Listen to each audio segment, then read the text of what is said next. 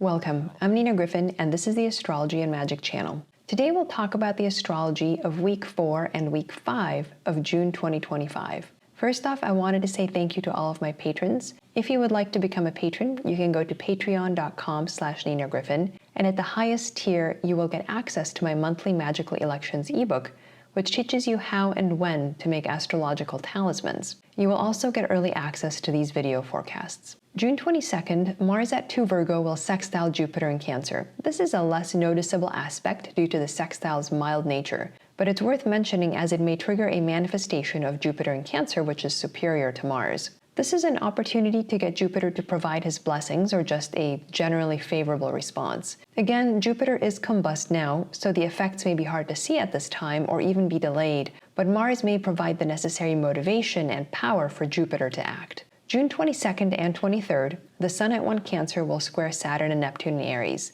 This is a triggering aspect as the Sun tends to act as a timer for manifestation of the slower aspects. Generally, we can expect something of the Saturn-Neptune conjunction to enter public awareness now, as the Sun stands for illumination and truth. This could happen on the international stage, as the expectation is that Saturn-Neptune will carry away some heads of state in the next year or two. On a personal level, it's important not to get carried away with negative feelings right now, as they are no more reliable than overly optimistic estimates. Saturn with Neptune overall changes the fabric of our reality and remakes our assumptions. The hard aspect from the Sun allows us to look at claimed facts with a critical eye. June 24th, the Sun at 3 Cancer will conjoin Jupiter. This continues the triggering aspect of Jupiter, Saturn, Neptune, but let's talk about this aspect, Sun-Jupiter, in a more granular way. The Sun's conjunction with Jupiter ends one such cycle and begins another, in this fertilizing meeting of the Sun, the life-giving planet, and Jupiter. This upcoming cycle will be concerned with fertility and investment in the future, as symbolized by Jupiter in abundant Cancer. Now, Jupiter in Cancer can be inflationary both in terms of expectations and in terms of prices, and aspects to it will mark key events supporting or denying those high expectations. June 25th, there will be a new moon at 4 Cancer. The new moon will conjoin Jupiter, suggesting a new beginning both because it's a new moon and because we just had the Sun-Jupiter conjunction. It is supported by a sextile from Mars, who abates his malice with this friendly aspect. Of greater concern is the square from Saturn from a superior position, which keeps a lid on the blessings associated with this cycle, at least as long as Jupiter and Saturn are an orb, which we can expect until late July. This lunation then brings the Jupiter-Saturn-Neptune square into sharp focus for the next couple of weeks.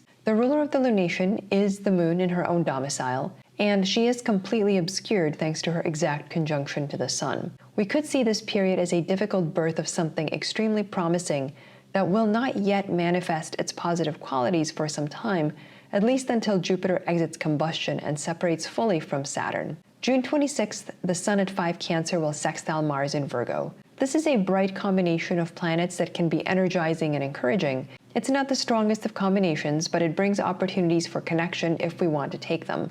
We can make a grand impression now thanks to the Sun's presence. June 26th, Mercury will enter Leo. Mercury will spend over 2 months in Leo, as he will turn retrograde in the middle of the sign. As a placement, Mercury passing through Leo changes the grand spaces of Leo and transforms the playing field. Leo is one of the fire signs and the most royal of the fire signs, governs places of power, grandeur, and pomp. Mercury now changes these places and environments, whether we're talking about the field of politics, wealth, or other glittering settings. When Mercury enters a sign, he doesn't directly change the people or the players, but he changes the chessboard on which they move. The meaning of the roles in the landscape changes, so this summer, watch for changes in what constitutes rulership, nobility, and power. June 27th and 28th, Mercury at 1 Leo will trine Saturn and the Neptune in Aries. This is a harmonious combination that triggers the Saturn-Neptune conjunction and brings the transformative power of Mercury to bear on his superiors. Saturn and Neptune have an affinity to large countries that are run in a top-down manner,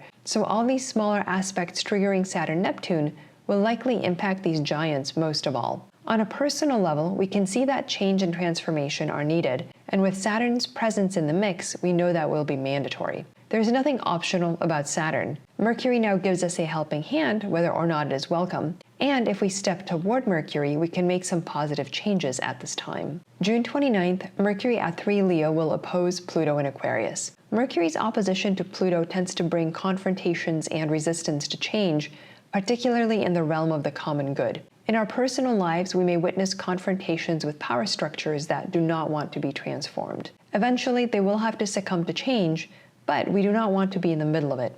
So word to the wise, stay out of it and don't take on Mercury's role at this time. Thanks for watching. I'm Nina Gryphon, and this is the Astrology and Magic channel.